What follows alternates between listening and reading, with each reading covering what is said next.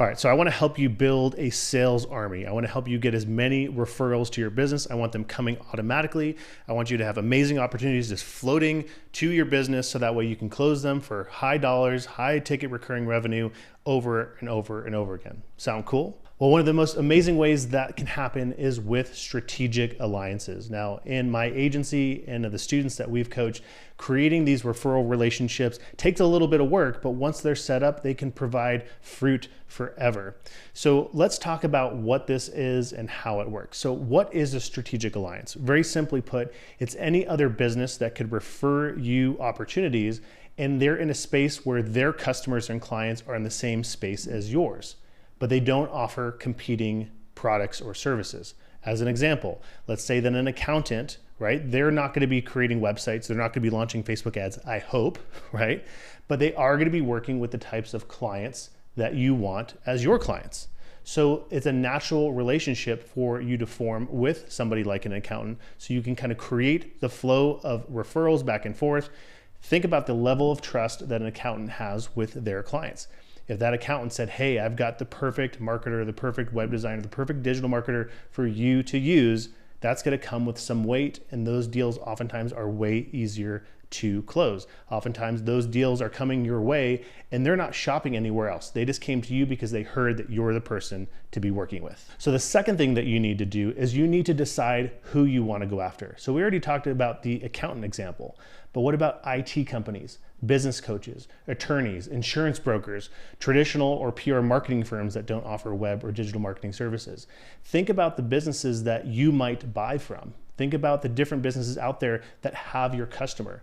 You could even ask your clients and customers, who do they buy from? What are the other services that they buy for their business, and be able to chase kind of that direction as well. Worst case scenario, just start doing some Googling or LinkedIn searching for these types of businesses to find these relationships. These things shouldn't be hard. You should be able to put together a list of 5 to 30 examples of who you could go after by name, by industry, within about a half hour to an hour's worth of work. This is something that you don't have to overthink because these are the relationships that you can form very, very easily. Now, the third thing that you want to do is you want to meet with these strategic alliances. Now, the premise by which I like to introduce myself to a strategic alliance is letting them know that, hey, I have customers and clients that they may be interested in meeting, and I would love the opportunity to understand more about their business so we can see if there's a potential referral relationship. Now, what does this do? It lets them know that you're not there to sell them something. You're not pitching them on products. You're not trying to get their business, but instead you're looking at what they might want from you. And in these meetings, this is an amazing opportunity to learn about their business, understand who they are, do some networking. This is the kind of stuff that's really, really important because this is what these referrals and this relationship is based on. It's based upon two businesses knowing each other, trusting them enough to make these kind of referrals. Now, you can't make a referral to a business unless you have a clear understanding of what it is they do, and they can't refer back to you unless they have a clear understanding of what it is that you do. This fourth thing is exactly what's going to help you take this relationship and turn it into real business opportunities.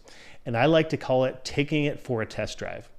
When I'm meeting with a potential strategic alliance, what I want them to know and understand is all about what we can do for the clients that they refer. What better way for them to experience that by then actually going through our process and understanding what a client that they might refer to us might experience. So the way that I frame this is very simple. I say, here's what I'm thinking. What I'd like to do is I'd actually like to take your business through the process that someone you might refer to me would experience. So that involves me asking some questions about your business. What I'd love to do is take that and turn that into a set of recommendations for what your business might actually need in terms of websites or digital marketing. Now, I'm doing this not to sell you or anything like that. This is just for you to understand the process. Because I really believe that when you go through this process, you'll probably identify the people in your world that would actually be interested in stuff like this. How does that sound? Now, what has this done? It's helping them understand that you are going to take them through a sales process, but it's in service to them actually understanding what it is their client referrals are going to experience, and you're disarming them from thinking that you're just trying to sell them something. Now, here's the cool part. You can't help it if when they go through your sales process that the strategic alliance actually wants to hire you for some of these same services. And so that's just bonus. That's just extra. Don't go into these meetings thinking, oh gosh, I'm just gonna trick them into buying my stuff. That is not what this is about. This is about forming a real relationship. This is about creating the kind of relationship where there's a ton of trust, that they want to refer business to you and you want to refer business to them. And in the process, that trust is solidified by the potential for you to also enroll them in your services. So while I was preparing for this video, I actually found an old training that AJ did that was a deep dive on strategic alliances, and it's far deeper and more detailed than I could cover right now. So around this video, you'll see the opportunity to grab that. So if you're interested in building a sales army for your business, you definitely want to check that out. Strategic alliances are an awesome way to create a flow of warm opportunities into your agency. But it takes real work because you're building real relationships. But it's worth it. Put in the time and it'll feed your business for years to come. Do you want my plan for how to increase word of mouth referrals? Now, I love referrals, especially word of mouth ones. They're often the easiest deals to close because there's usually a high degree of trust, and strong referrals usually don't shop around. Now, everyone wants more of these leads, so the big question is, why are referrals so inconsistent or rare for some agencies? Now, think about it. People are lazy. In order for a referral to happen, one of your clients or referral partners must go out of their way to make that referral. It might only happen because, that partner stumbled upon the right opportunity and became inspired enough to remember that you could help. It almost seems like an accident, right? Think about what would be possible if getting referrals stopped being an accident and instead became a lot more intentional. So here are my 3 tips for getting more word of mouth referrals. Tip number 1, identify referral partners who serve the same types of clients as you. Your word of mouth referrals don't have to be from just anyone. Be specific and intentional about where your referrals come from. The best way to identify referral partners or strategic alliances is to find businesses who might serve the same clients as you, but don't offer competing services. So here's a few examples. IT companies, business coaches, attorneys, accountants, things like this. Now, these are companies that might serve the same clients that you serve, but they don't offer web or digital marketing services. After you build a list of these types of referral partners, find the people that you know that can fill these roles for you. Tip number 2, make sure those referral partners know what you do. If you want to build a referral army, you need to train them. If your referral partners don't understand what you do or who you serve or what makes a good lead, then it's going to be unlikely that they're going to be able to identify a good opportunity for you, even if it lands right in their lap. Now, the best way to do this is actually to take your referral partner through your sales process and be upfront about it. Tell them that you'd like to give them a proposal for web or digital marketing services, not because you're trying to sell them, well, okay, maybe a little bit, but because you want them to experience what it is that someone would experience if they made a referral to you. This is the number 1 way to train a strategic alliance, short of actually delivering services to them. Now, a side little benefit of this is they might actually decide to hire you anyway. Tip number 3, make it easy for your referral partners to send business to you. As we've already talked about, if it isn't easy for your referral partners to make that referral, then it's not likely to happen. There are 2 ways that I've found to make it easy. First, tell them who you want to be introduced to.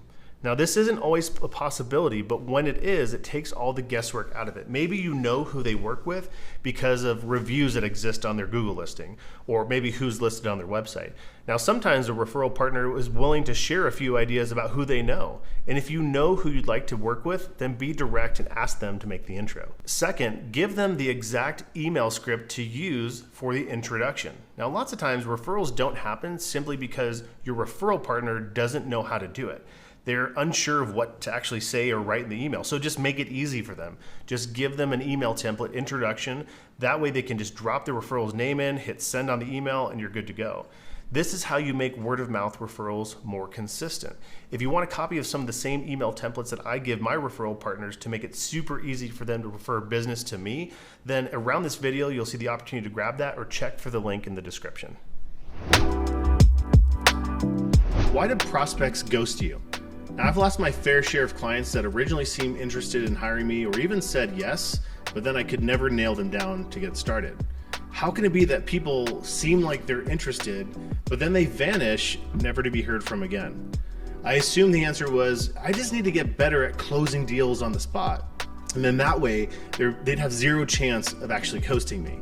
But no matter how hard I tried, there always seemed to be a really good reason for a client not to close right then and there. They needed to think about it. They wanted to talk it over with a partner. They were waiting on other bids. Their grandson's birthday party was this weekend. Whatever the reason was, right? I'm not a hardcore closer. If anything, I'm an empathetic closer.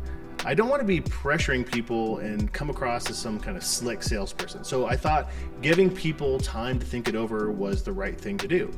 And I was right, except after too many people continued to ghost me and I got super frustrated, this question popped into my head. What exactly do they have to think about? You see, when someone hired me on the spot, it seemed like I had overcome any objections that they had to moving forward, and that's why they hired me, right? So I thought maybe the opposite's true too. If they don't hire me on the spot, then there's still some objection hanging out there that I didn't answer and perhaps maybe didn't have anything to do with me. So I realized that if I really want to get the sale, then I need to know exactly what that objection is. And in order to do this, I had to invite that client into a situation where they had to make a decision. Have you ever had a door-to-door salesperson knock on your door? The reason this style of sales I think works so well is that there's a clear yes or no at every single door that's answered. We're forced to say no or even just imply it by shutting the door. The truth was, I wasn't creating these kinds of moments in my sales presentations, and the reason I didn't was because I felt it was like inauthentic or maybe slimy. Fortunately, I found some easy phrases that I could use to create this kind of situation and still be the hero. So here are 4 different scripts that you can use to get prospects to talk about their objections and prevent or probably eliminate the chance that they're going to ghost you. Number 1. The which card method. Use this method and be surprised how many people are actually ready to get started with you. You just had to give them permission to do it.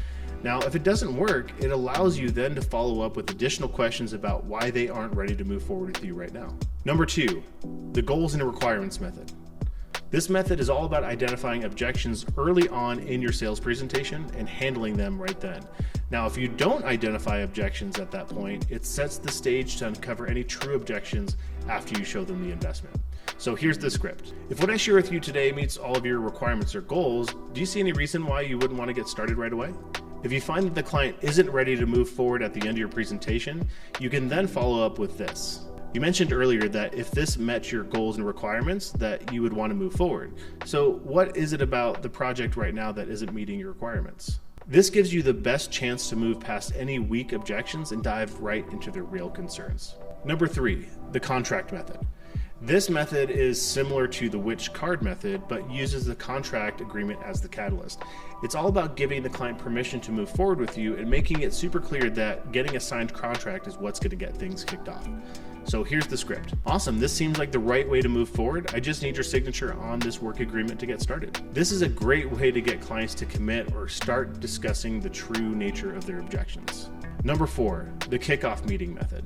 This is one of my favorite strategies to close sales or get the true objections. You can also use this strategy as a fallback after trying any of the other methods. So here's the script. All right, so the next step in our process is to schedule a follow-up meeting. Now this way you'll have a chance to think about it, and we can use that next meeting either to kick off the project if you're ready to get started, or if you still have questions, I can address those before we start the kickoff. This works amazingly well. I mean, think about it. At the point that you use this script, you might have already met with this prospect a few times, and the prospect has already proven to you that they can show up to meetings. So what do you do next? Invite them to another meeting. This meeting will let you start the project or continue the conversation about what's holding them back. And if they're unwilling to schedule this meeting, it creates a situation where you can probe for more objections right on the spot. All 4 of these methods are designed to create a point of decision. The prospect has to commit to moving forward or be open with the reasons why they're not willing to do so. Once you're armed with the true objection, only then will you be able to address it. In sales trainings, everyone is interested in objection handling, but without the ability to actually extract the true reasons why your prospects aren't committing to you, you're never going to close the deal.